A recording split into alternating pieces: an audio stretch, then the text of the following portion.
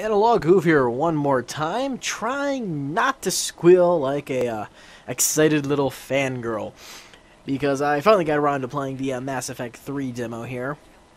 And in case you didn't know, I am a huge Mass Effect fan. I would probably say it's my favorite new series of the latest generation in gaming. I mean, it's probably the best storytelling ever done in a video game. Period. Bar done. Nothing even comes close. And, well, of course, doing a demo for such a story-heavy game like this is, I think, kind of a challenging matter. They give you sort of like two levels, I guess you can say, two little snippets of the game. The first one is the absolute very beginning, or at least what I'm guessing is the absolute beginning, just showing the Reapers attacking Earth. That's sort of something that they've really been sort of already established with all the advertising they've done for the game. So that's not too big a surprise. It just sort of shows how Shepard escapes the Reapers, just totally destroying everything, and they get off the planet. But the second bit here, they don't give it too much of a setup. But I mean, if you're coming into Mass Effect, completely blind at this point, if this is your first introduction to the series, you're really not going to know what's going on. You're not going to get some of the things they're talking about, or who some of the characters are. But for me, as somebody who's a fan of the series, who's played the previous two games, I'm sort of really excited and interesting at all of these little snippets they've given. I guess first thing I want to talk about is just sort of the gameplay. How each entry has sort of refined itself a little bit. I mean, the big difference between 1 and 2 is 2 really focused a lot more on the shooting mechanics. They sort of dulled down some of the leveling up, and item collecting bits and pieces you see in most RPGs, and focused a lot more on the combat, while retaining the big emphasis on interactive storytelling. And they did it amazingly well. Mass Effect 2, I mean, when I first started playing it, I was kind of upset that they took out a lot of the weapon customization and those little elements. Once I get into it, you just sort of become thankful for how everything is so streamlined, and you can really focus more on the combat, which is just simply more fun, and the story, which just continuously got better and better and better.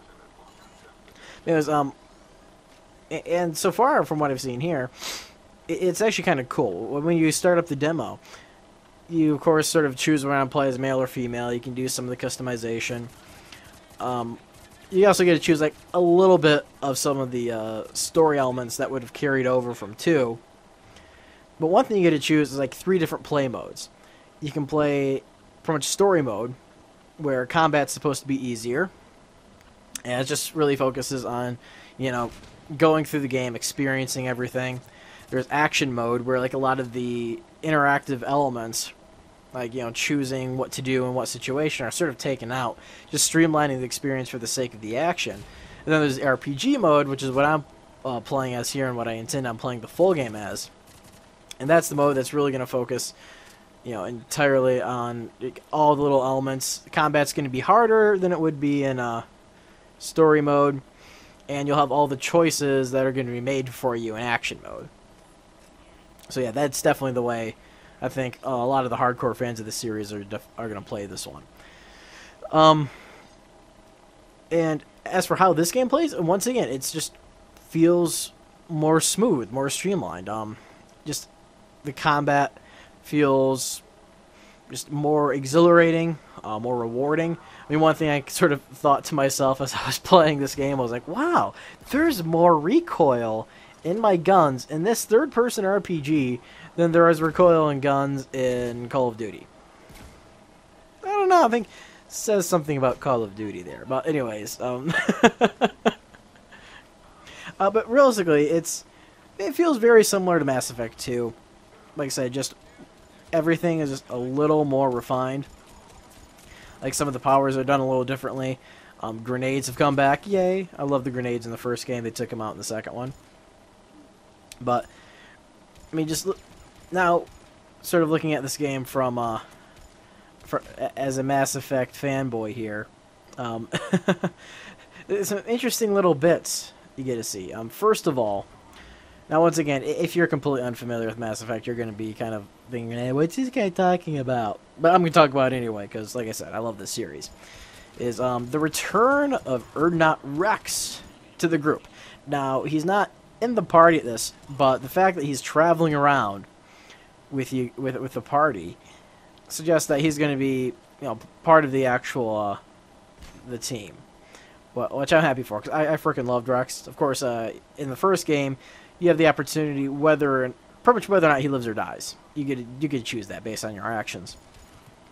And now I imagine if he died in Mass Effect 1, he's probably supplanted with another Krogan, because the whole point of this piece here is it looks like you're pretty much trying to save a fertile female Krogan, which, if you're unfamiliar with the story, pretty much the Krogans are a race of big, almost lizard-like, dinosaur-like creatures. Really tough, really strong, really violent, and pretty much they were considered sort of a pest to the galaxy, so a disease was made that made the vast majority of female Krogans infertile. However, because they're so capable warriors, the value of them is really seen in fighting the invading Reapers.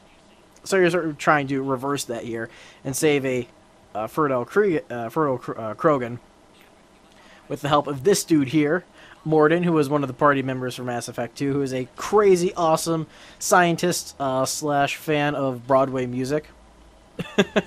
Yes, you heard that right. And so it's nice to see those characters return. Liara, if you see her running down, she's the blue chick. Of course, she's back. She was not a party member. Oh, in one of the DLC, she was a party member of Mass Effect 2. Looks like she's back in full force here.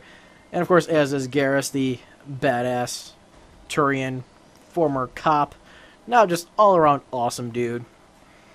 Yeah, he took some time off between Mass Effect 1 and Mass Effect 2 to do some vigilante work, but he's awesome. I mean, all things considered, because this is a demo, you can't really get a full effect from what the story is going to be like on here. But I have complete and utter faith in the developers, because, like I said, Mass Effect 1 and 2 were just absolutely brilliant. Just the pure pinnacle of what storytelling can be in video games. And from everything I've seen here, it's more cinematic even than 2 was, which is amazing in and of itself. The gameplay feels better, and I just cannot wait to see how all the little choices I've made in the previous couple games are sort of going to come to fruition here. Because, I mean, there are just so many little elements that, ever since I played Mass Effect 2, it's been sitting at the back of my brain thinking, okay, what's going to happen? Because you can sort of understand it. Just all these tiny little factors, and you can just think about how they can make a huge impact on how this game's going to turn out. And I just have so much to say about the Mass Effect series. I think between now and when Mass Effect 3 comes out next month, I'm going to do maybe a few videos on the other 2 games. Simply because I love them so much. I started playing through Mass Effect 1 again. I don't know if I'll have time to get completely through Mass Effect 2 one more time. I'll give it another shot. I pretty well remember the story for why going on, because it's so memorable. It's so awesome. It's so much fun. And like I said, the second this game was announced, I knew it was going to be good. And just playing this demo has further reestablished that for me. And of course, this is also going to have a multiplayer mode as well, like a co-op thing that can sort of stand separate from the single player, but it's also going to impact the story and the events in that as well. But it's one of those things where you won't have to do it.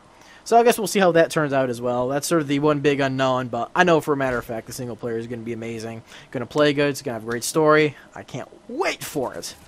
Anyways, folks, thank you for watching.